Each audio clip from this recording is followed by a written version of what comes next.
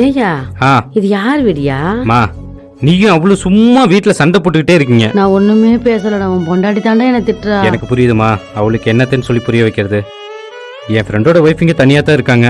நீ காலைல முழுக்க இங்க இருந்த அப்படின்னா சாயங்காலம் போகும்போது உன்னை நான் வீட்டுக்கு கூட்டு போயிடுறேன். சாயந்தரம் வந்து கூட்டு போயிருவே இல்லையா? கண்டிப்பா கூட்டு போறேம்மா. சரியா? பா கா. சொல்லுங்கண்ணா. நான் சொல்லியிருந்தேன்லங்கக்கா எங்க அம்மா.